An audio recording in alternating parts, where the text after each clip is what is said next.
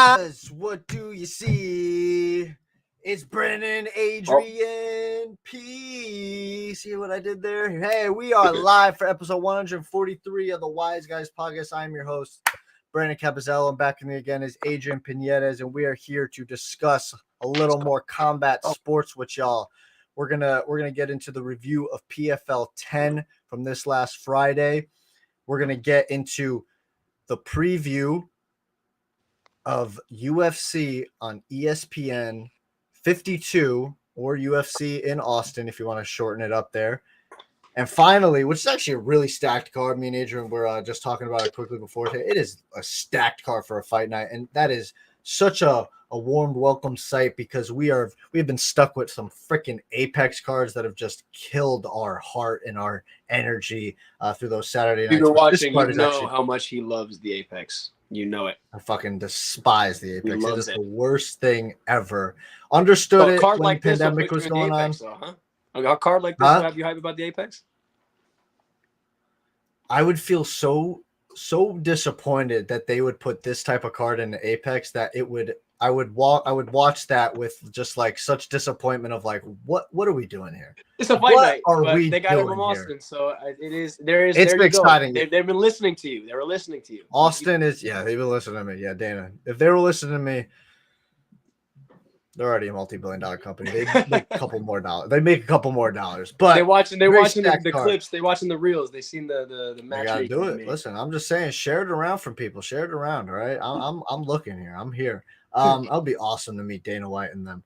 And then finally, we're gonna dive into the founder of the PFL, Donn Davis. His tweet from I forget when it was. It was either yesterday or 2 days ago. Where he basically listed the 9 weight divisions of champions in the PFL and the UFC and said, who wins these matchups? And me and Adrian are going to dive into that at the end of the show and give you our thoughts and opinions on it. Does PFL really have a shot? But before we get into the show, please, if you're watching this now, give us a like, thumbs up, subscribe if you are new, share the content, and comment along with us and tell us your thoughts and opinions on the things that we discussed today. And Adrian, how are you doing this fine Monday night, November 27th, 2023? I had to work. I got a little, gotta do what I gotta do, and then relax a little bit. But as soon as we get to the podcast, I gotta bring the energy. So we're here. I'm excited. Always love talking sports. Always love talking MMA. It's still a pretty young sport, so not a lot of people we get to go out and talk to about this stuff. So definitely get my chance to get it all out. So I look forward to these Mondays. I love it. 30 years. I'm doing great. Had a fucking awesome Saturday night. Me and Adrian were talking beforehand. If you could see the shirt, best in the world. CM Punk is back in the WWE. Made me jump out of my chair like a little schoolgirl. Professional wrestling is the only thing that will make me act like a child again, and it's just a great time. I'm super pumped. We got less than 2 hours. Monday Night Raw is going to go live. Hour 1 is going to be commercial free. They're probably going to give CM Punk the hot mic. I cannot wait to hear what he says. But enough of all that. Let's get into what we needed to get into today, which is PFL 10 first. Let's discuss that, Adrian. We'll start from the bottom, we'll start from the top and go down to the bottom.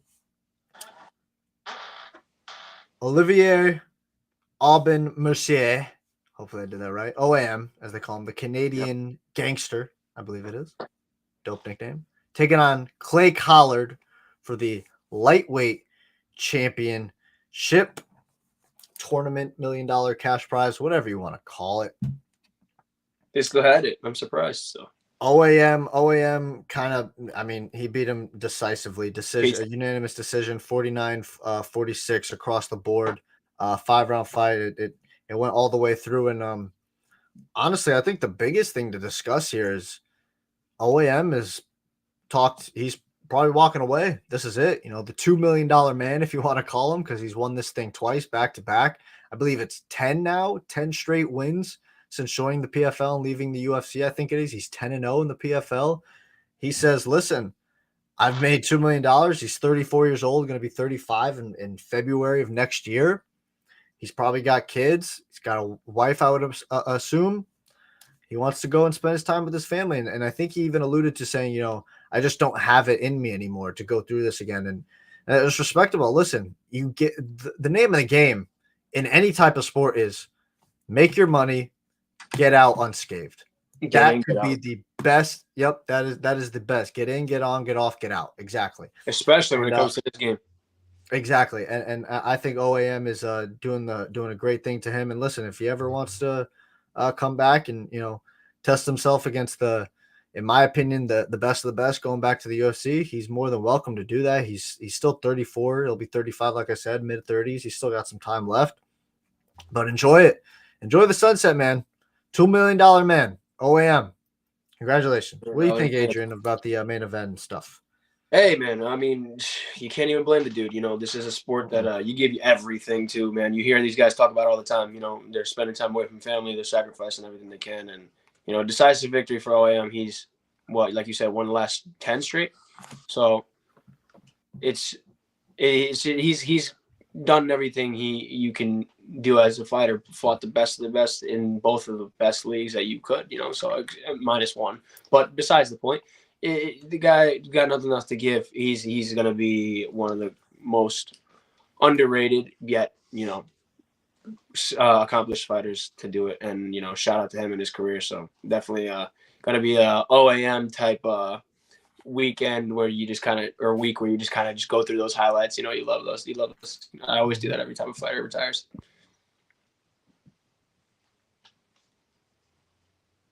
Oh, you're muted, buddy. You're muted. Yep. Am I good now? Am I good now? Yeah, I don't want you talking too much. Yeah. So yeah, like I was saying, it's just a big shout out to OAM and kudos to him. Let's get on to the co-main event. It was two heavyweights banging out. Renan Ferriera taking on Dennis Goltsov. Butchered that probably. TKO second round by Ferriera. Good win for him, but I was actually surprised. I thought I picked in my parlay, I picked Goltsov to get the job done simply because he was 32-7 at the time. He had the experience on the guy who was, I believe, he was 11-3 before the fight, Ferriera. So I just kind of I thought the veteran was going to be able to get the job done, and he wasn't. He got finished second round, and I'm going to say this now. I would imagine Ferriera is probably not going to be fighting Francis Ngannou anytime soon because I don't even think I heard a peep out of anybody from that, a tweet or anything from anybody about, Ferriera should fight Ngannou next. It's because the PFL don't got no heavyweights to I'm looking at the PFL website right now, actually, and they're saying, this is the headline, quote, Renan Ferriera secures a heavyweight world championship. Potential fights with Ryan Bader and Francis Ngannou with KO victory. So there's the buzz if you were waiting for it. There's the buzz by the PFL themselves. I mean, self-created. Yep, there it is. Sometimes you gotta be the one to do it. Sometimes you gotta be the one to do it. Dana's hopping out on these now you knows, about these fighters. He's been doing that. Yeah, so, hey, whatever you can do, right? But Ferriera, for me, I could see him fighting Bader, but in terms of Ngannou, I don't see him fighting Ngannou. I'm pretty sure Bader came out and said, I'm not really interested in fighting Ngannou either. So I don't even know what we do here. Yeah, I don't know what we do here. Yeah, what are we doing here? So, but next up, let's get into the females. Mm-hmm. The featherweights actually. Larissa Pacheco, the 2-division champion, I guess you would call it now, took on Marina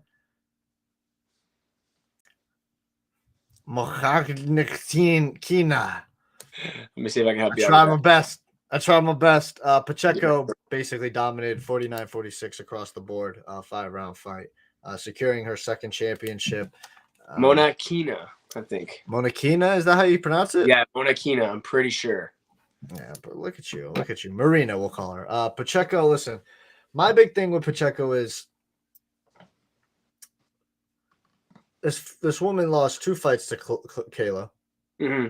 She gets a win over Kayla. Finally gets a win over her. Decision win. I think it was unanimous. It wasn't anything special. She left. She left? Oh, no. Yeah, go ahead. Continue.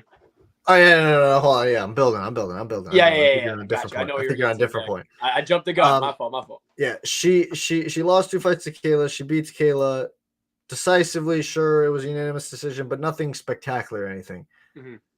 But now we're looking at Pacheco as like, I feel like the conversation around her is, they're building her up, right? Obviously, a lot of conversation like Pacheco. People want to see Pacheco and Cyborg. Donn Davis even came out and said Pacheco and Cyborg is going to be before Kayla and Cyborg, which I think is just ludicrous. But I just don't understand it. Like, how does Kayla lose a fight after being undefeated, dominant, the biggest star that company had, the grassroots superstar that they built up from the bottom, their own person, right? Mm-hmm.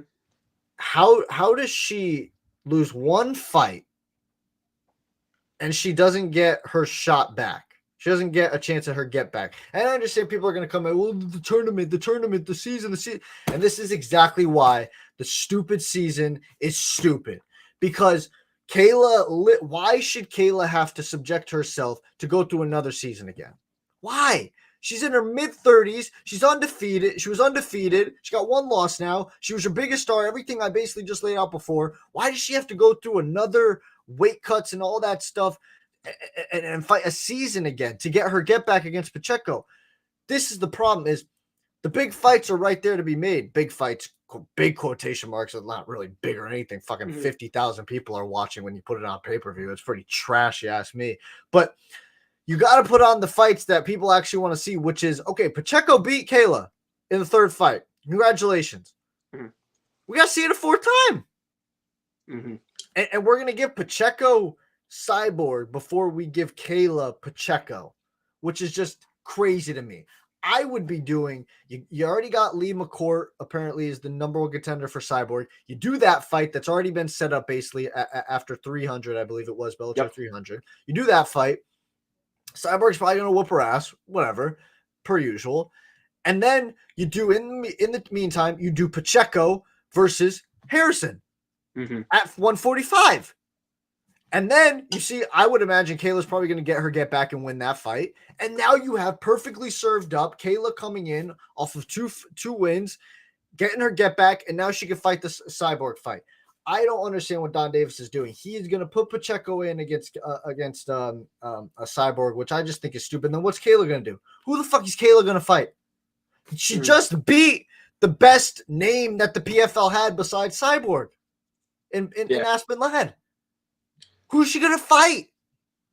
I think that, you see, when you talk about different MMA spaces, when you talk about different, deserving of a rematch of a title or whatever that conversation, how you ever get into that, right? Some people think the requirement is it needs to be a good fight, right? Some people think the requirement is like, if you lose, and you got to climb back the ladder. I think the PFL that's what the season is the ladder. Like, it's the physical or the ladder that we all can see, and everybody has to climb. And I can understand where fans and like fighters alike could be like, oh, this is the most fair way to go about it, like how it's like an NBA season kind of. But also at the same time, I see where your head's at, where like you're the PFL, you kind of can't afford to put on boring fights because you guys need to make the money. And so it's like, yeah, I'm kind of teetering in between the two, like I'm like, all right, like this is the best way to get everybody their exposure, get everybody out there, get as many fights out there as possible, and build up. Listen. But it's like they're right there to be made. You're right, so you gotta just do them. You can't afford to put bad fights on. I'm not disagreeing that you do the season. Fine, do the season. I don't like the season for PFL. I think it's dumb. I just don't think it fits MMA really well. I just really don't. I think MMA it's so different from basketball, football, and soccer and all those other sports. It's just different. Like, you got to look at boxing.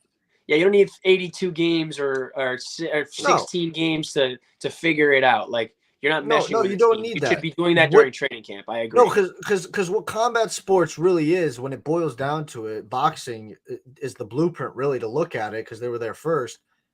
It's a prize fighting business. Like, so that's where it's so different than basketball and all those other regular sports. This is all about prize fighting. Like it's one fight. Like we're trying to get that one fight. We're trying to build to that one fight. Like that's what it's about. Mhm. So when you got these seasons and stuff, and it can get involved in stuff, and I'm not saying don't do the seasons. Like I said, do the stupid seasons, whatever you got to do, right? But when you've got a fight that is already handmade and cooked on a platter for you, you make that fight. You don't do the season. You say, screw the season, divert the plans. We're going this way because this is the right thing to do. Okay, I think so that's where the Pacheco. Bellator acquisition becomes perfect. That's where the Bellator acquisition. But they're not doing it. But he's not doing it because he already said right. that he he's wants not doing to do it. It's hard. Cyborg It's going to be hard if you have a fighter doing both. But I think at the point of these two young ladies' careers, they got enough name value for themselves to carry themselves on a Bellator type pay-per-view. You know what I'm saying? Like, you know what I'm saying? Like, you give them a valid card, you give them something nice, you throw them on there, you put them a co-main, who knows? Like, you know what I'm saying? Mm-hmm. Solid. And then that's where you get your solid banger fights. But then I can understand the season because you don't want these guys fighting cans either. And you guys want these fighters to get name value at 1.2. So you take the guys, like you said, you take the bigger ones, plunk them out of the season, throw them in the Bellator parade, whatever you want to call it. And then you keep funneling these fighters through the season because we can easily say that Kayla came up through the season through PFL. Yeah, you know what I'm saying? So that's how we get the names. So something's working, but a little bit of a tweak would actually go a long way. I'm not disagreeing with that because that's exactly what they're doing. What I want them to do. What I'm saying now is that he's not doing that because he's doing Cyborg versus Pacheco. That's the problem. That's your problem. No, Cyborg versus Pacheco is not the fight to make. Mm-hmm. You do, like I said, you do Cyborg versus McCourt, and you do in meantime Pacheco versus Kayla 4, and the winner of that fight gets Cyborg at 145. Obviously, doing it all at 145. Mm-hmm. But I like I said, I don't know where Kayla goes from here. What does Kayla do next now? Because we're doing Pacheco versus Cyborg probably on the Bellator pay-per-view in a couple of months, in March, I believe it is. So what do we do with Kayla? Somebody help me out here. Ring a ding ding. What do we do? Because there's nobody else for her to fight. She just, like I said, she just beat the other biggest name that the PFL has in the women's division, which at her weight class, which is Aspen Ladd. My guess, else to do. They're gonna plunk her to the side. I think they're banking. She just took a year off. I think they're banking on Cyborg losing. Like I think they're trying to make Pacheco the new, like, if it's the only way it makes sense for me to look at it the way that the PFL is setting it up. I'm not saying that's what's going to happen. Cyborg's getting older, anything can happen. But I'm just saying this. I think they're trying to make it Larissa Pacheco being the new summit of the featherweight division for the women. And then Kayla will come back up. That's the only way it kind of makes any type of storyline sense here. Because, then Cyborg loses. Maybe she retires. She doesn't have to do 2 fights instead of, she'll do 1 fight instead of 2. That's the only way it makes sense to me. Other than that, I'm completely with you. No way. There's no way they can. Yeah, I mean, but see, then guess what? And guess what? Now we're in. If Pacheco beats Cyborg, you got to do the rematch. Now what are we doing with Kayla for even longer? You see how this gets muddied so quickly? Where's Cyborg's head? Yes, Cyborg's going to want the rematch. What is she going to just take an L and go away? Who knows? No, she's going to want to fight for the title. The only thing that's kind of messing with me is because, like I said, Cyborg is old on the older end. These women are younger. She just re-signed a contract, Adrian. She just re-signed a massive extension.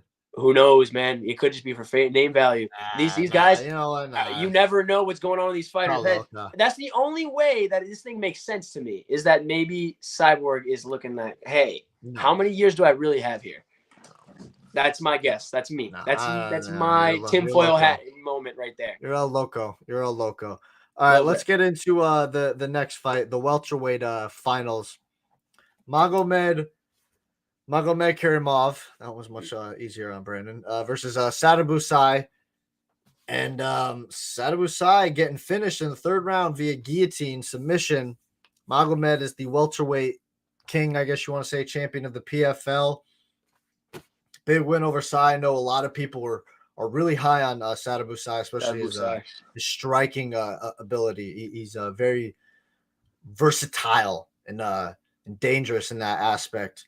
But Magomed, listen, it's hard to beat those Magomeds, man. Especially when you're doubling up on the Magomeds. Magomed. I mean, come on, man. You're bound to lose that fight. You know that their wrestling is like 5 stars all the way through. So it's ridiculous. It's when ridiculous. So we got a striker that's that good, and you got a guy who can just control where the fight's gonna go. It's a long night, and at one point he got the job. He got the job done. Next on, let's move to the light heavyweight division. Very, very awesome story here. Impa Kasanganai, we talked about it, took on Josh Silveira, whatever you want to call him, in the light heavyweight division. Beat him across the board, unanimous decision, 54-45. Listen, man, Impa Kasanganai went from living in his car on a farm, I believe it was. I think I saw it, to he's $1 million winner now. He just won $1 million. Shout out. Like I said earlier, and listen, I can be very cynical when it comes to the PFL and certain things like that, because I truly do believe it's a second-rate company with a lot of second-rate and third-rate fighters. But this is a great story. This is truly a great story, Impa. A guy who like I talked about last Monday when we talked, Adrian, went from being on the wrong end of a viral knockout clip and being known as the guy, you were the guy on the other side of this viral knockout, which is just terrible to be known as, right? And he's come into the PFL, he's won a bunch of fights in a row, and now he just won $1 million. That's awesome. I saw the reaction with him and his family. That's awesome. I just shout out, round of applause for Impa Kasanganai. Like I said, it's just it's an awesome story to see. It's one of those things where you see what they do it for, So it's heartwarming, wholesome, and it's just like everybody loves the turnaround, So shout out Impa. But Impa needs to chill, because I did just see earlier today that he was like, a Francis Ngannou fight is definitely plausible, and I'm like, you're high. You are high. You need to stop. This man's trying to get on the end of another highlight, bro. You need to chill. What are you doing? Quit while you're ahead, bro. What are you doing? He was a middleweight when he got knocked out by Joaquin Buckley. I mean, he moved up. I mean, if he feels comfortable moving now up, he's going to heavyweight. This guy's high. He's high. That's all I've got to say. Let's move on to a little bit to the fight we kind of alluded to earlier, Adrian. Kayla Harrison took on Aspen Ladd.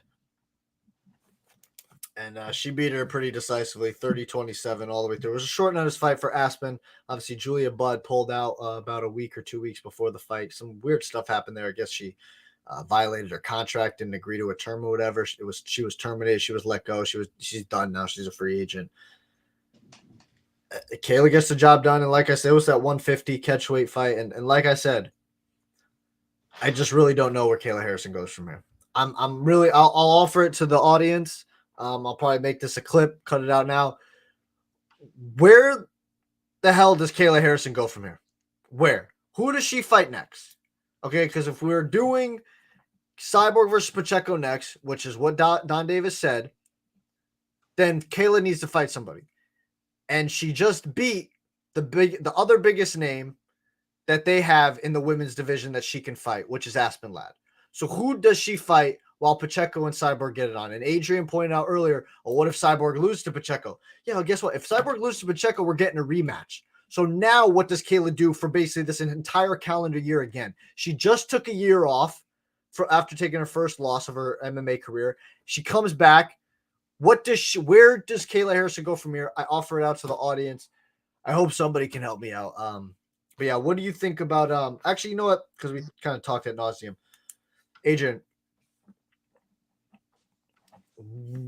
what's your level of excitement for a Kayla Harrison Chris Cyborg fight? I feel like I'd be a little more excited for a Kayla Harrison fight against Chris Cyborg than I am for a Pacheco, but I don't think that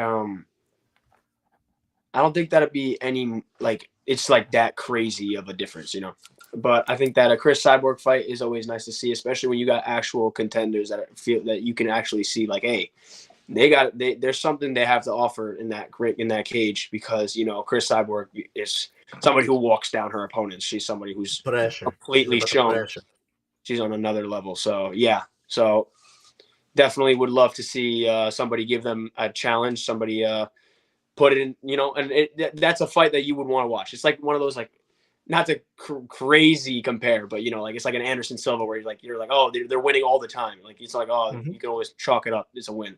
And then you got that one guy. It's like, oh, this guy's going to give him problems.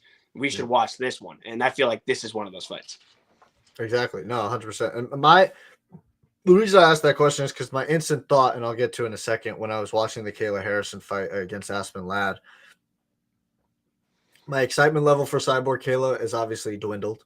I don't know how it couldn't have for a lot of people. She took her first loss last year, and now she's fighting Aspen Ladd. So it's just kind of level. She's not what she was a year ago before the Pacheco, the third Pacheco fight where she lost. So my excitement is a little bit down, but like I agree with you. I would be more excited for Harrison versus Cyborg than Pacheco Cyborg. But I do, and I want to get your opinion on this. And I want to get everybody else's opinion. So if you listen to this, comment below what you think of this. I have a feeling I know how the Kayla Harrison-Chris Cyborg fight is going to play out. Dogs me. Kayla, obviously, is a monster, and she is ferocious, and she uses her abnormal strength in the grappling and wrestling department to maul people, right? She's elite in that department, but she still has her deficiencies on the feet. I think it's pretty apparent and clear. While she's gotten better, she still has her deficiency, especially defensively, that I'm seeing. And I think that's kind of the last thing to come when you're working on your striking skills. Is obviously your offense is going to get better immediately because you're working on it, especially like usually like it'll be like a 1-2 type situation where like you're really just training these like certain set of moves that you're like, okay, these are going to be like my go-tos, and that's reps. really like you're getting reps in. And that's really as far as my repertoire goes. Like outside of that, you start blocking those moves, I'm a fish out of water on the feet, and I'm like, okay, I got to just get it back to the ground, right? That's where I see Kayla is. But where I'm getting at is defensively, it takes a little more time to get comfortable. I think for a lot of, especially wrestlers too, a lot of them don't really, wrestlers, she's judo practitioner, but you know what I mean. A lot of them really don't like getting hit. I don't think anybody really likes getting hit. I mean, a select few of people like getting punched in the face. There's 6 psychopaths out there in the MMA, which they are. But Tony Ferguson, shout out. Yes, exactly. But she doesn't like getting hit. And what I'm getting at is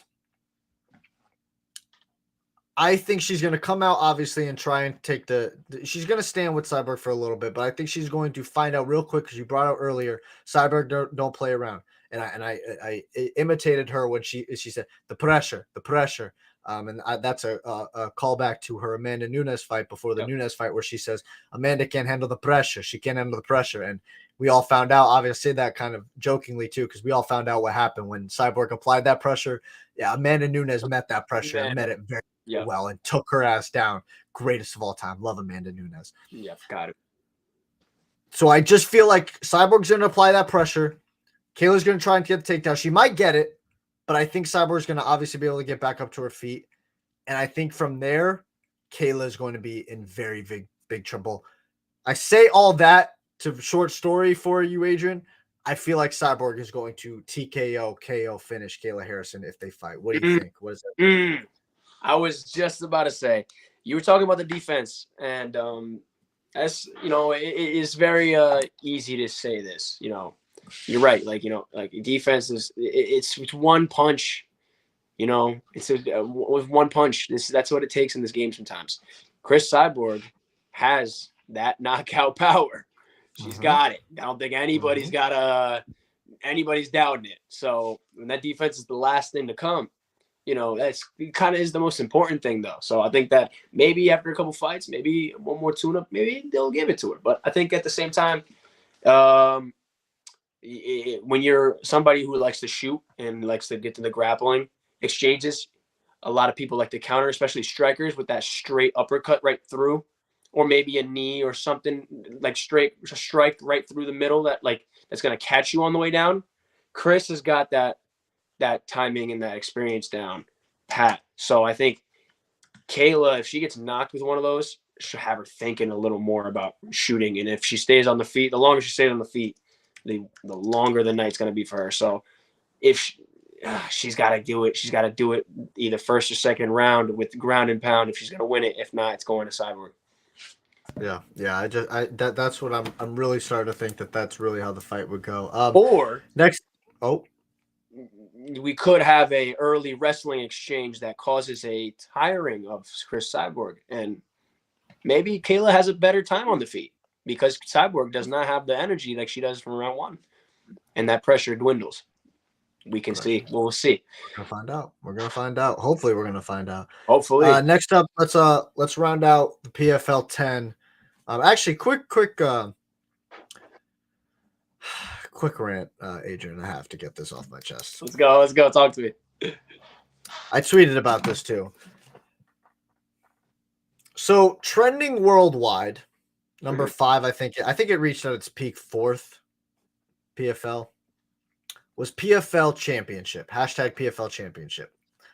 But on the official PFL Twitter account, their hashtag throughout the night was #PFL World Championship.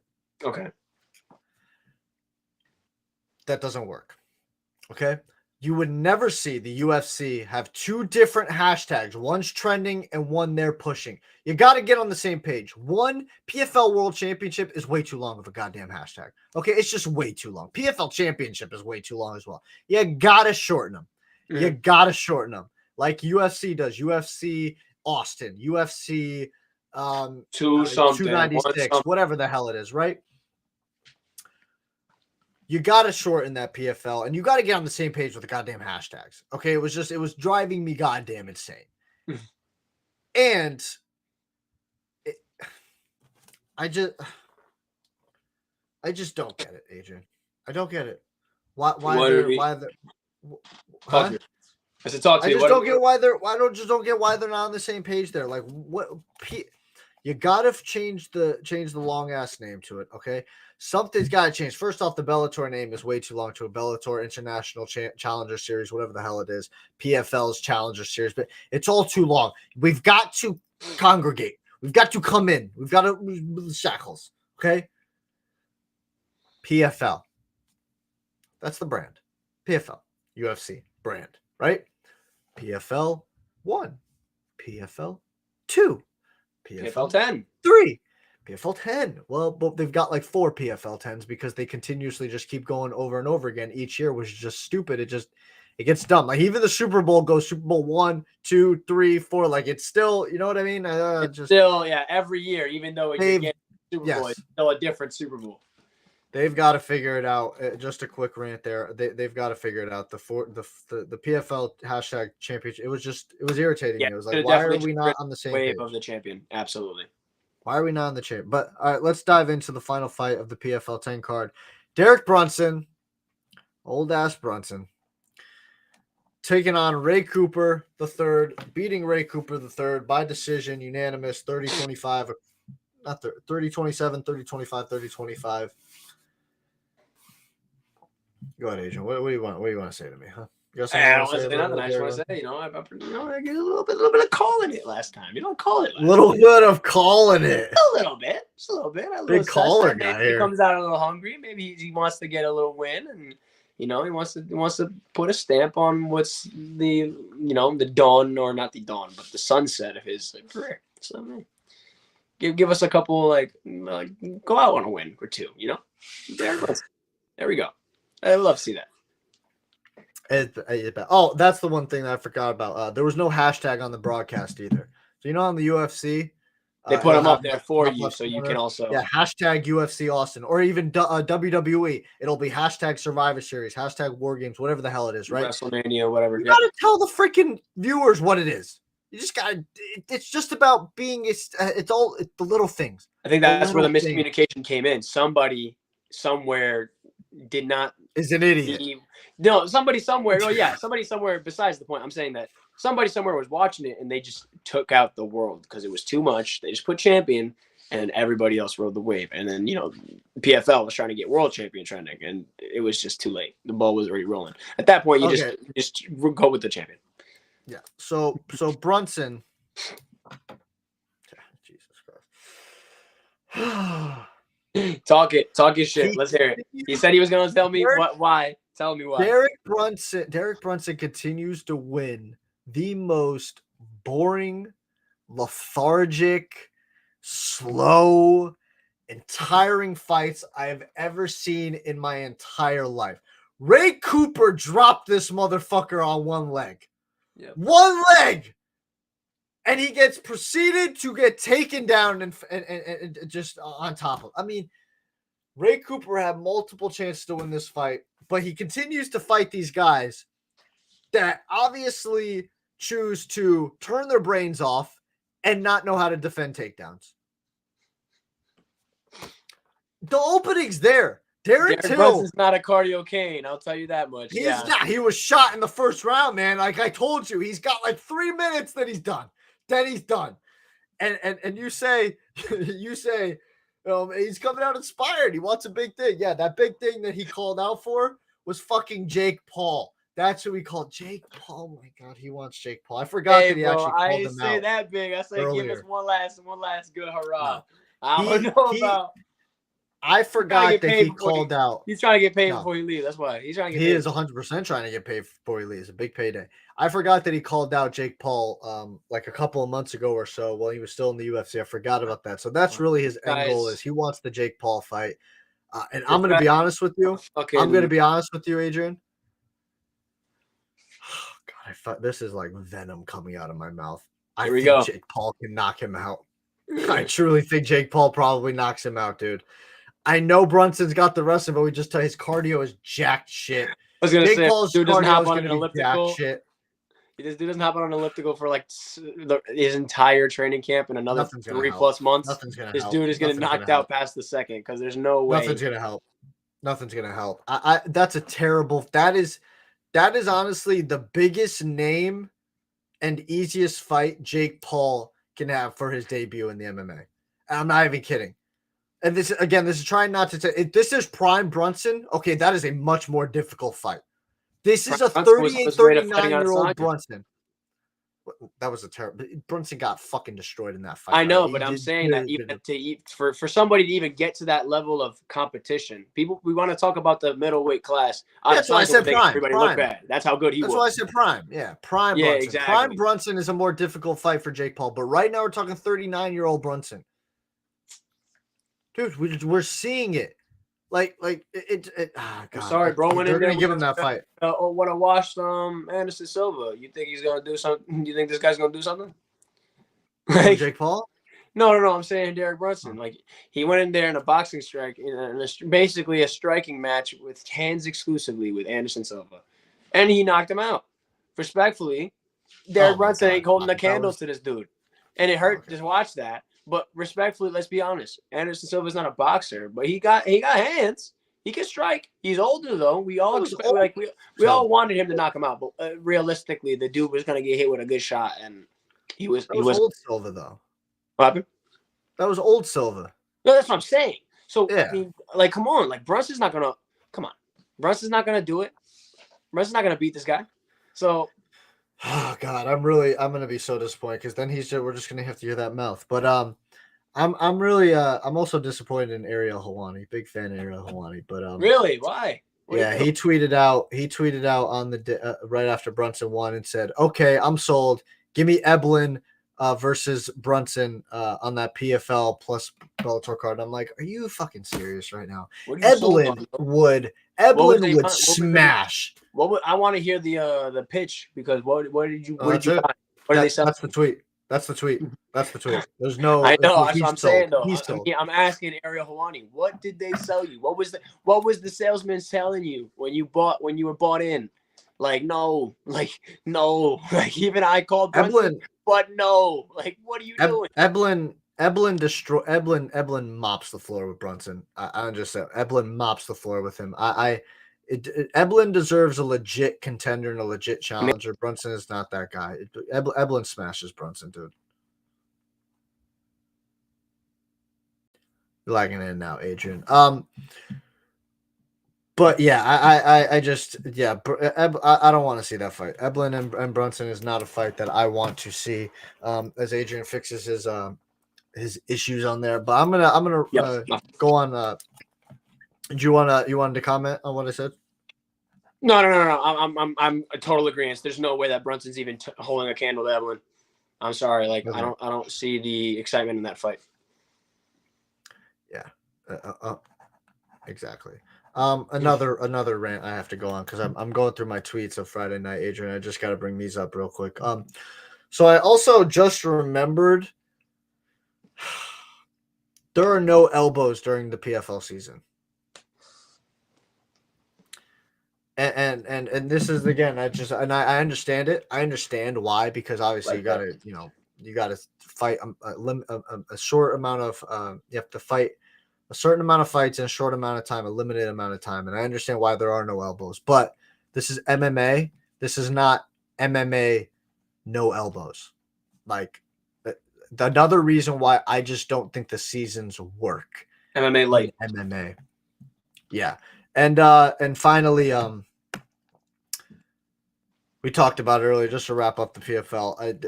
They have to change the fight. Fact, there were 6 5-round fights on that Friday night card.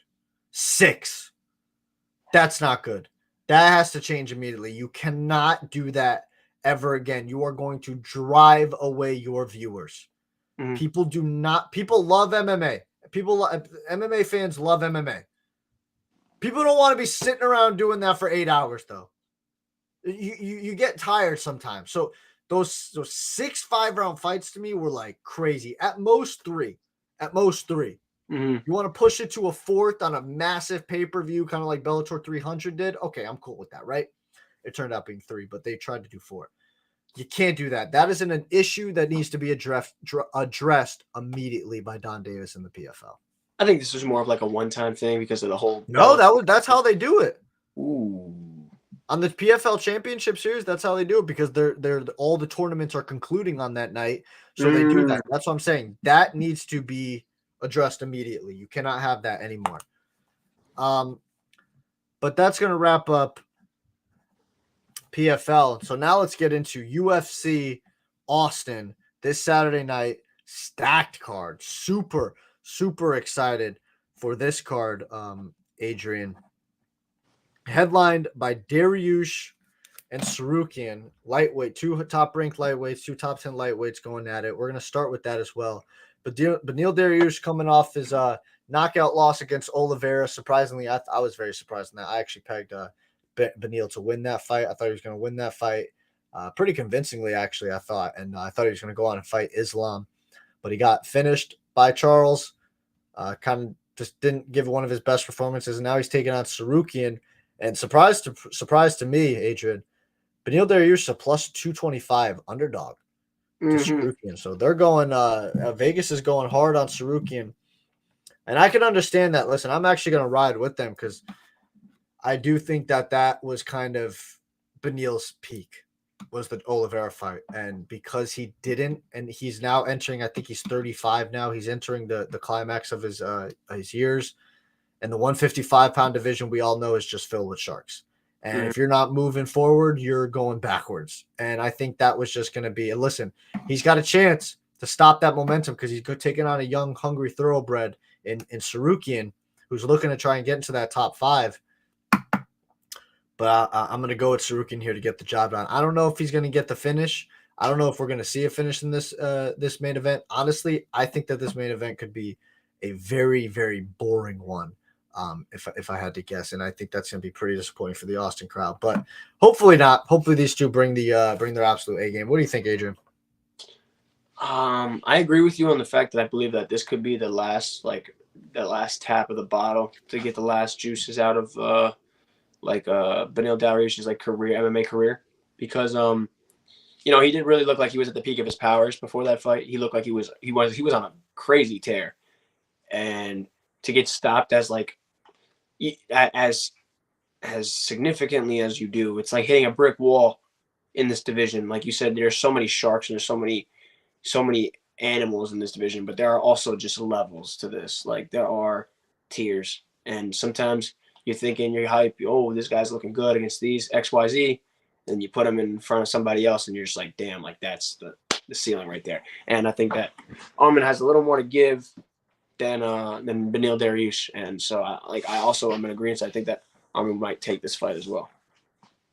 Yeah, so we're in agreement. Armin's going to take this fight. Sarukian.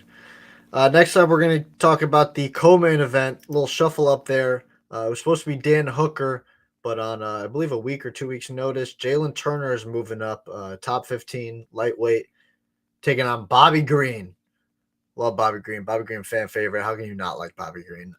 Love that he's finally getting these ranked fights and he's finally in the ranked, because I believe that Bobby Green has been a top 15 lightweight basically for many years now. He just hasn't been able to stay in there consistently. He's gotten some tough losses, decision losses, and short notice losses like that Islam fight. The Drew Dober fight is a perfect example. He was fucking Dober up in the first round, but then Drew Dober, credit to him, he said, the only way I'm going to win this fight is if I bite down on my mouthpiece and just go forward. And that is exactly what he did. He found the chin and KO'd Green. But this is going to be an interesting-ass fight. Jalen Green is a tough-ass fighter. Tough guy to solve. Long, tall, lengthy, as Josh Thompson likes to say. Bobby Green is obviously known for his Philly shuffle. It's Philly shuffle, whatever you want to call it. It's a little different. He walked forward with his hands down. He relies more on that head movement and the shoulder rolls and stuff like that. Elite level at that. I'm speaking heart over head here. I'm going Bobby Green. I'm going Bobby Green. I'm going to use my head here. I'm going to go with Jalen Turner because I think that dude, yeah, dude, that dude had an absolute banger with Dan Hooker. And a lot of people would debate, that was a close fight that could have gone either way. What? Really close fight. And I think that if Jalen continues to put his foot on the gas and fights the way he fought in the beginning, in the first half of that Hooker fight, he should be able to keep Green at bay and do what he has to do. Like you said, he's got the reach advantage. Jalen's not going to let sit back and just let you do whatever you want, especially after that fight where he had his foot on the gas all fight and he felt like he was winning and then he did take it off. So I think he's going to look to right the ship and I think he's going to look for an actual finish here too. So I think I got Jalen Turner by TKO. Oh, TKO. Okay. TKO. Yeah. Next up, very, very interesting fight. A fight that I'm very, very intrigued to watch. Rob Font coming off just I don't want to say an abysmal performance because he did perform as best that he possibly could in the circumstance. Corey Sandhagen's just better at him on the ground, and that's really just what happened. But he's trying to get his get back, and he's taking on the debuting at 135. Moving up. Wasn't Font's last fight against Yanez? Was it? No, it was Sandhagen. Adrian before that. He beat Adrian before that. I didn't know he fought Sandhagen again. I missed that. Remember he fought Sandhagen when Sandhagen fucked up his hand, and it was supposed to be Umar. But Rob Font came in short notice. It was that really boring fight. I didn't know Font came in last minute for that fight. I really thought he fought more. Dana walked out in the fourth round of the fight. It was really bad. But he's welcoming the debuting 135er, Davison Figueiredo, the former flyweight champion, finally moving up, long awaited. Figueiredo, think about this, Adrian. Davison Figueiredo is going to be fighting for the first time since November 21, 2020. The first time he's fighting a new fighter since Brandon Moreno. He's fighting somebody that isn't Brandon Moreno. Isn't Brandon Moreno since the first time since November 21st, 2020. It's been 3 freaking years for this guy. He's finally fighting a new person in Rob Font. Listen, we're getting it. I'm excited to see Figueiredo. He's obviously a massive 125er, but he's also 5'5". And that's a pretty small 135er. In terms of weight, though, he packs a big punch. We know he can crack. We know he's pretty damn good on the ground. He's got pretty good cardio. He's got great speed. That's what's going to kind of lay into him is that the speed. He's going to be faster than Font.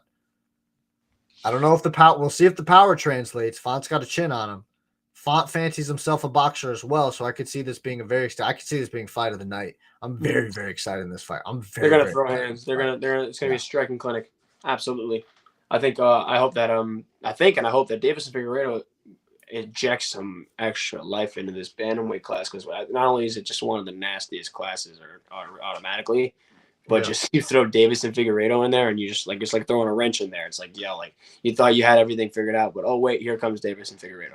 So it's like you know what I'm saying. So it's like awesome. Like I fucking love this. This is like probably I don't even know who to pick in that fight. The craziest curveball you could have thrown, especially for like the bantamweight division. Do you got someone you got someone you're leaning to in the fight? I got Davison. Honestly, I think that Davison hard overhead or I'm sorry.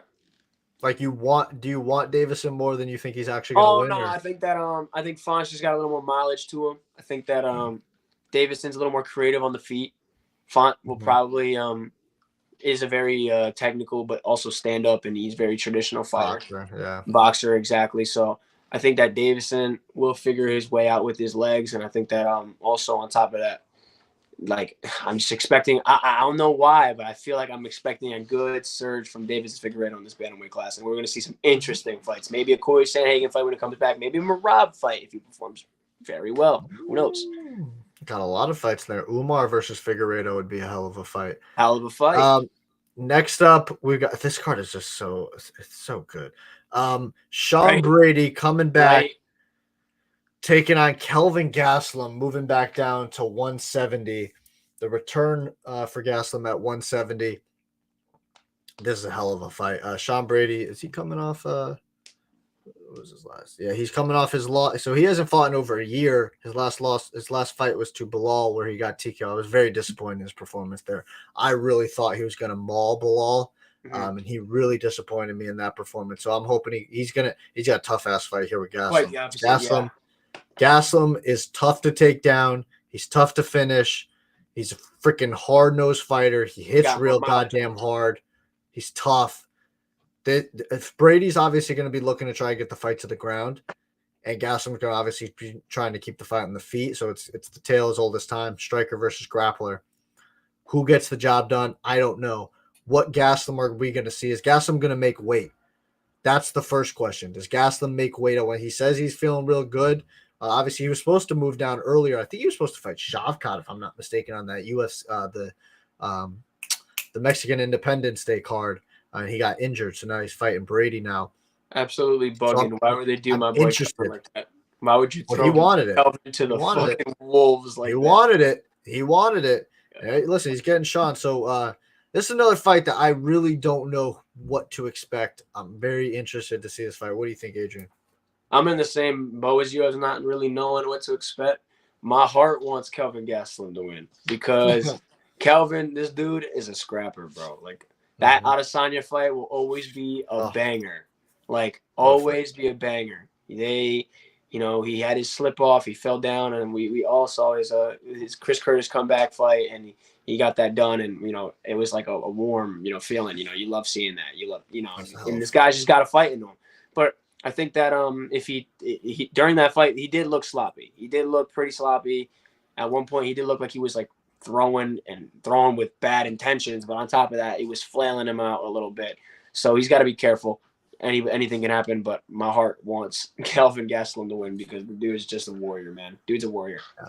Well, definitely a fan favorite in Kelvin Gastelum. And I guess I'll just mention two more fights. Clay Guida is fighting. Old mother effer is still getting the job done.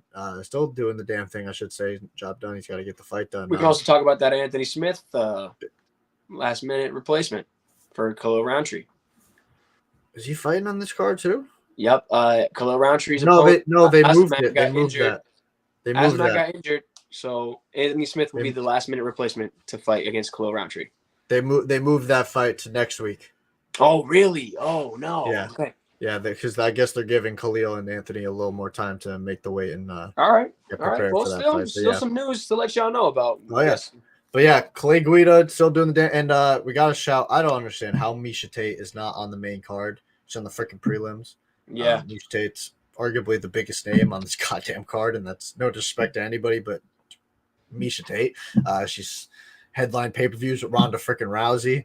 I don't understand how Miesha Tate's not on the. It's always awesome to see Miesha Tate. Miesha Tate's a big favorite. I still remember the moment of her Holly Holm. What a comeback! What a moment that was, getting the submission win on Holly Holm. That was talk about awesome. Fucking up the women's bantamweight division. Oh my god! Yep, talk about messed up the entire timeline. Yep. And So excited to see Miesha Tate back. Hopefully she gets the job done. Obviously rooting for the veterans, Clay Guida and Miesha Tate, and UFC. Come on, man. Why is Miesha Tate not on the main card? What are we doing? All right, but that's gonna wrap up. Exactly. Let's just do it, right? Let's just do the damn thing. Do it. Let me pull up the tweet first off, okay? Let me just pull it up. So Donn Davis tweeted on the 25th of November during the PFL championship.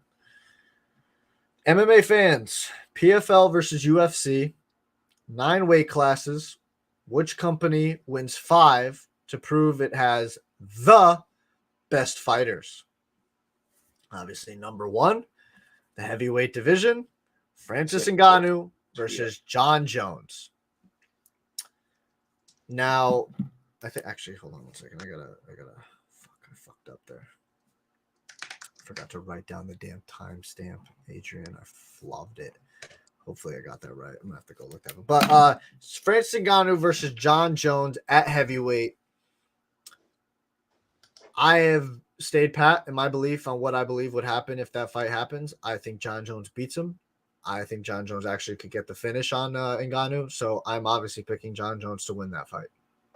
Mm.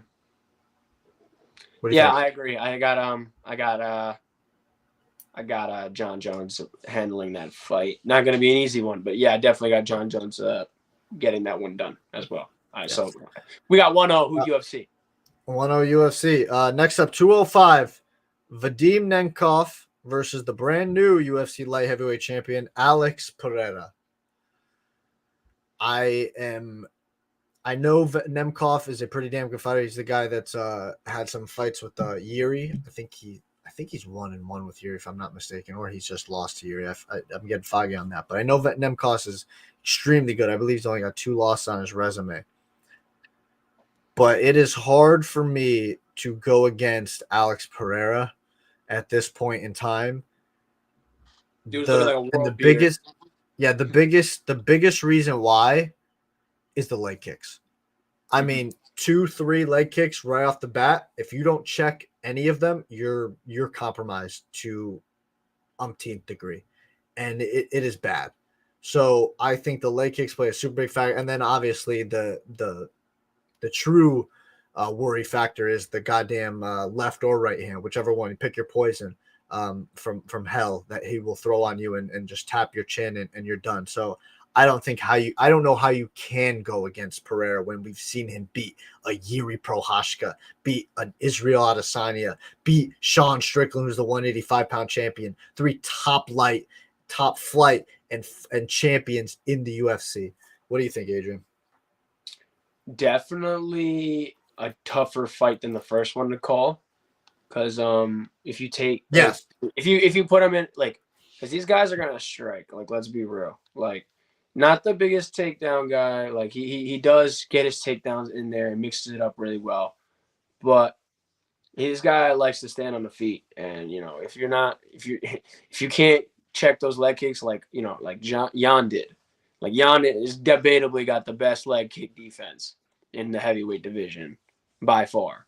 And even we saw what Jan had to do to even go to decision with Alex, and Yuri as well. Like, you saw Yuri eat a couple of those leg kicks, and somebody as mobile as Yuri getting out of there, you do not want to stand in front of that dude, Pereira, bro. You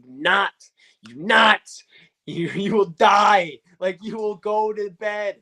Like, you don't want to do it. And those leg kicks is just literally just pepper up real quick. You're not going anywhere after 2 or 3 or 4 of these things, and bang, good night. So yep, it's a tough one to call, but I got Alex as well. Yeah, and listen, he's just getting better with his takedown defense as each stepping moment passes. Next up, we'll go to 185, Johnny Eblen versus Sean Strickland. Now, this is the one I also mentioned in my tweet that I believe this is the one where they've actually got a shot. Johnny Eblen is very impressive. Very impressive. So listening to people that are much more in the know and smarter than me in this combat sports world, Johnny Eblen is that guy. And looking at his he's got a win over Gegard. He's got a finish win over Fabian Edwards. And even from the horse's mouth himself, he has spoken about training and sparring with Sean Strickland, how the first couple of times Strickland had his way with him. He's very difficult to fight the first couple of times you fight him, but he didn't really say the rest of it, but I think he was alluding to, yeah, but I finally figured him out as time went on and as training camps go on. And that would lead me to believe to pick Johnny Eblen in a possible fight between Johnny Eblen and Sean Strickland. I think Eblen will be able to get the job done. And surprising to me, Johnny Eblen's 6'3". This man's fucking massive. Interesting. What do you think? No, he was a 6'3" guy. Yeah, that's fucking tall. I think that man, like Strickland's defense has improved dramatically, but I feel like Eblen is gonna find his way into his guard, just like Pereira did. Like, it's just that it's a little unorthodox, but I feel like Izzy fight. Izzy's a very reactive fighter. Like you're almost like, the reason why people give Izzy a lot of flack is because he's got a lot of fucking boring fights. Like, let's be honest, he's got a lot of snooze fests, like a lot of them. Because why? Because Izzy, the wow factor comes from the counters and the beautiful kicks and strikes that he throws, catching you open up. Sean don't need to open up on you like that to do all that. So, but at the same time, Evelyn's not going to be the one to sit back and wait for you to open up either. He'll apply that pressure too. So, I think that I think I got Evelyn winning this fight. I really do. Yeah, that's the one where I think I would give it to Evelyn. Now, if it was Izzy, and not to say Strickland, I know Strickland beat Izzy, but I still think that Izzy is a better fighter than Strickland. If it was Izzy, I would pick Izzy to beat Johnny Eblen.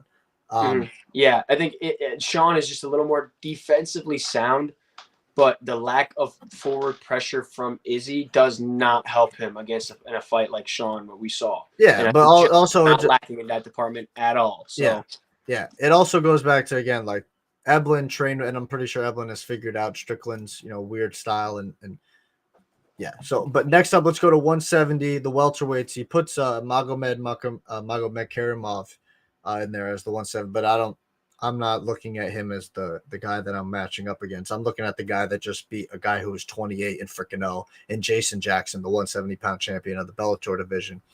He beat Yaroslav Amosov. He is the one guy in 28-1 to beat Yaroslav Amosov. That is highly impressive. Jason Jackson, big wins, but taking on Leon Edwards, I think that, again, this is another fight where the Bellator guy, PFL guy, has a shot, but I'm giving the nod to Leon Edwards because I don't think Jason Jackson is better than Leon Edwards.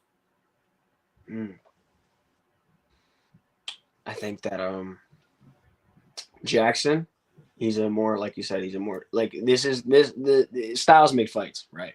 Like, definitely, that's the saying. That's the way it goes, undoubtedly. Jason Jackson is also a guy that likes to stand and bang. He'll do his thing with you. When he needs to, defending the takedown, maybe level changing a little bit here and there. But more often than not, you're getting a kickboxing match, especially if you're going to fight Leon Edwards. Leon Edwards has got the biggest chip on his shoulder he's ever had in his goddamn life. And that's why I think that this current card that's coming up is a little tricky to call, because Colby's he's gonna find his way to weasel his way into his head. And on top of that, you got the styles make fights. But if you're talking about a kickboxing match against Leon Edwards, I take Leon Edwards in that, like 1,000%. There you go. Yeah. Next up, I think this is going to be relatively quick. No disrespect, but 155 the lightweights.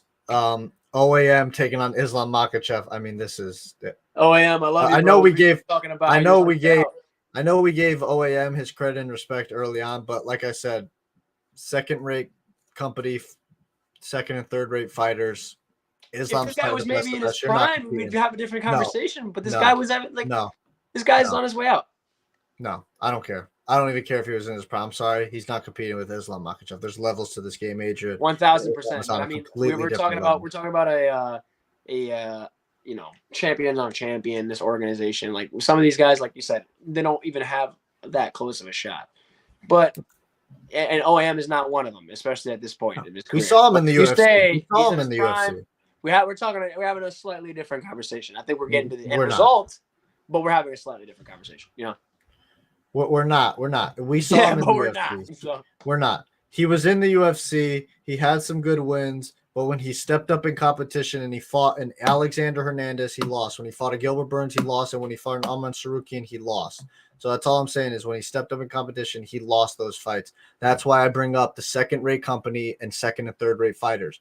When you step up in competition and I see that you start losing the UFC, then you go to PFL or Bellator and you start dominating, my ears go up and go, yep, there's a reason for that. So Islam smashes him, no offense. 145, the Bellator GOAT, Patricio Pitbull, would be taking on Alexander Volkanovski. I think this is the most interesting fight out of all of them. Right next to the John Jones and Francis Ngannou one. 100%. This would be a hell of a fucking fight, but my edge would still give to Volkanovski because of how damn good Volkanovski is at 145. Yeah, I think that it's just it's the same thing I always talk about when talking about Volkanovski. It's adjustments, man. You don't teach that. Mm-hmm. That's something that you do when you're in there and you just get into this flow state. And I think it goes 5 rounds though. I think it's a decision fight. I think it goes all 5 though. It's not gonna be an easy fight. It's gonna be a dog fight. Like it's not nobody's counting out Patricio Pitbull. Like nobody is. Like I promise you that. Just because we're picking Volk is not in the same way we're going like, oh yeah, get the fuck out of here. Like no. Like yeah, no. Like this right now, this is the sleep. Everyone's gonna look at Ngannou Jones and be like, oh, but that right there is the fight. This would be a co-headliner. This would be a co-headliner. Would be a banger. Well, actually, probably not because of the next fight. We got to go 135. Patchy Mix, the new 135-pound champion, taking on the Sugar Show, Sean O'Malley. Now, I know a lot of people are high on Patchy Mix, and rightfully so. Patchy Mix is very good everywhere. He puts it all together, and he's starting to get it up here a lot more, and that's where he's starting to put it together, is that he's finally gotten it up here. But listen, man, I doubted Sean going into Aljo. I'm not doubting this ride again. I'm not doubting this ride against very many people. This ride is going to be something magical and special, and you just got to get aboard and go. I'm on board. Sean O'Malley gets the finish. I'm on board, especially with I think that like I said about Leon, when you win, you get a chip on your shoulder. They've been building up O'Malley in a perfect way, but like, oh man, like Patchy Mix. That talk about somebody that's gonna want to derail your train, Patchy Mix. Like, you know what I'm saying? Like, he's that dude. Like, it's a tough one. It's another tough one. Dark horse fight. O'Malley probably won't have a broken rib in this one, so takedown defense. You know what I'm saying? So, oh man, this is a tough one. I might give this one to Mix just because he's a little more well-rounded. Yeah, but O'Malley is a little bit ahead on the striking, and it can go anywhere. But I'm going to give it by mile. Yeah, no. Patchy's got the grappling and wrestling, even though Sean is pretty good off his back. But Sean's clearly got the striking advantage, and I'm not the way I'm talking about this. I know it might sound a little. This is not a situation of OAM and Islam. You don't got respect. There's a lot of respect. There's a lot of respect for Patchy Mix. A lot of respect. But like I said, this is a magical ride with O'Malley right now. Mm-hmm. He finished Aljo with very much ease. He made Aljo tentative in there. Name another fighter that did that. Go. Everybody else. You're not naming now. Exactly. Sean, when you step in the cage with O'Malley, it's different. The bright lights are on now. Like they're on, but now with O'Malley, they're on. Yeah, I feel like everybody talks mad shit about O'Malley, but yo, when you get in that cage with him, man, he's taller than he looks, he's lengthier than he looks. Like he's got those, he's got. But not even that, just the aura. No, I'm not even getting there. Yeah, I think because you need to build that. You know, he's now champ, so he's building that slowly but surely. But I think that, like, you know, he's got those, like, for his division, he's got that, like, lengthy, extra lanky, like, extra sharp elbow, like, you know, John Jones-esque type, like build where he's just like, he's super tall, he's super lengthy, and his striking game is there. So it's he's a hard dude to hit. And next up, we move to the females. 115. I'm no disrespect to this woman, but I've never heard of her before. I'm actually wait. Don't they have a 125-pound division? That's interesting. They have a 125-pound division. I'm pretty sure Bellator. That's weird. They didn't add that division. I guess they stand, but 115. Have it. No, PFL has a 115, but Bellator has a 125, but they didn't put 125 there. Yeah, I think that's why, because PFL. I think they're just exclusively talking about the PFL. No, because you can't. No, you got Patchy. Mauricio Pitbull and Patchy Mix and Jason Jackson Eblin. You can't. Right. They're being weird. I don't know why they're doing that, but because Dakota Decheva is the 115-pound champion in PFL. She's 25 years old. She's 9-0. The 115-pound champion in the UFC is Weili Zhang. I'm not betting against Zhang Weili. Sorry, Zhang Weili, I should say. Zhang Weili she just keeps getting better. She is an absolute animal. Every time she competes now, it's just more impressive than the last time.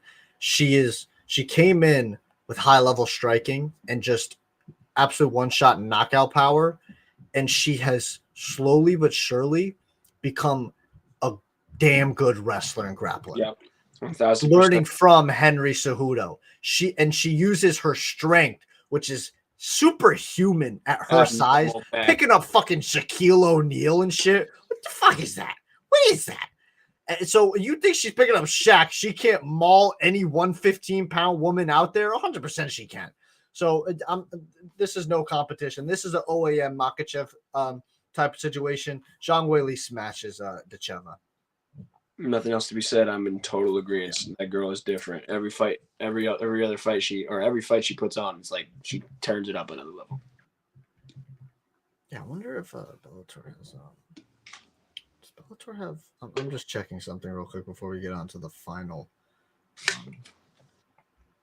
fight. I just want to make sure Donn Davis isn't being a little slow, a little shit stir here. Oh, this is interesting. Okay.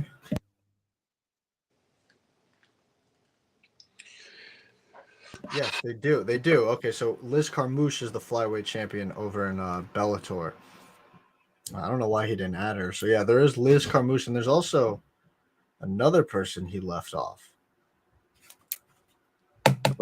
Which would actually make the 150. We'll go back to that in a second. But to finish off the women's divisions, flyweight, we're going to add it because Donn Davis didn't want to add it. Liz Carmouche is the flyweight champion of Bellator. She would be taking on, right now it's Alexa Grasso. Obviously, we know we're leading to a trilogy fight with Valentina Shevchenko. Yep.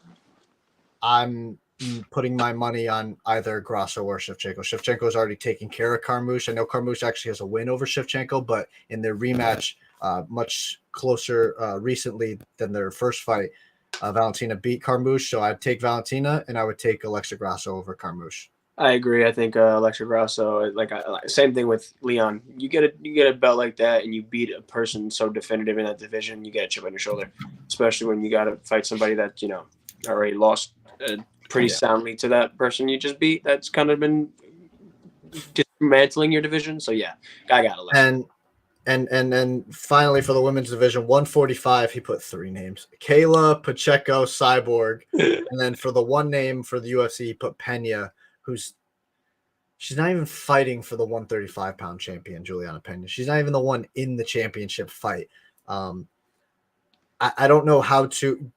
Yeah, I think honestly, I think Kayla, Pacheco, and Cyborg all beat Juliana Pena. I agree, and that is 100% heart and head thinking because I just really don't like Juliana Pena. I really don't. She lucked up. You just like Amanda. That's why you like Amanda. I love Amanda. Yeah, and I don't like the way that Juliana should have never. She fucked up the timeline so bad. She won a minute and a half of a fight. Okay, a minute and a half, and impressive. She got the finish. She got the win. She won a minute and a half of a fight where she got her ass handed to her for 6 rounds. If you want to go through it, because they fought 6.5 rounds, basically. Juliana Pena won about a minute and a half to 2 minutes. The rest of them, Amanda Nunes destroyed her. That's all I want to say. Yeah, but according to Juliana Pena, she's ducky. She left it. She left the division. She didn't want to see her. She's ducking her after she knocked her down like 7 times in their rematch. Just absolutely treated her like a freaking pinball machine. Julia Just opinion, fucking man. destroyed her. Great buzz, right? I'll give Pena this. She's got a great chin. And that is not something you want to be known for. But the one thing that Mr. Donn Davis left out, very interesting too. Mm-hmm. Lightweight, 155. Now, this would be a much more interesting fight. No OAM. Usman Nurmagomedov, the lightweight champion for Bellator. And I could probably understand why he left him off is because Usman just got suspended. Mm-hmm. But if we want to talk Usman and Makhachev, much more interesting fight, much more competitive fight. Still taking Islam Makhachev because I think we actually discussed this a month ago or so, and the same reason applies. There's a pecking order in the in AKA, I think it is, and Islam right now is top dog, right?